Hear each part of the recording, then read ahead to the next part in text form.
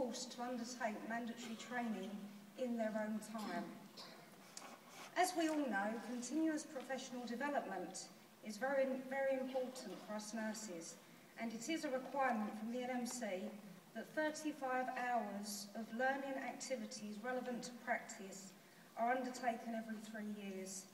The nursing standard revealed that less than 1% of training budgets were spent on CPD training for some nurses in some parts of England. Completing any training in nursing is becoming increasingly difficult with low staffing levels and increased acuity across all settings. In some areas of nursing, mandatory training is provided within work time. However, let's take into consideration this is not across all areas.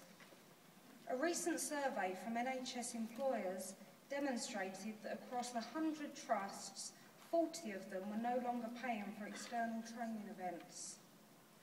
The RCN surveyed over 3,000 nurses and found them struggling to access mandatory training. 1/3 said they had not been able to access it over the last year, with many doing it in their own time and in some cases paying for it. It's not the nursing profession itself that controls staffing levels and resources in order to provide training. In areas, directors of operations and not the nurses hold the purse strings. Training is sometimes cancelled as nurses are expected to care for patients as a first priority. However, how can we do this without receiving the mandatory training that's required, and why should we put patients and ourselves at risk?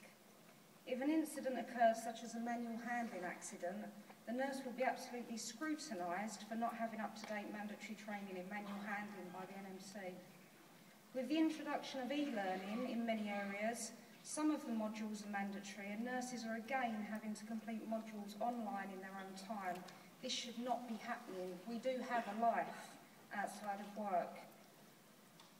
In some areas of nursing, booking protected time for training is extremely difficult and is always dependent on workload, patient priorities, staffing levels and skill mix.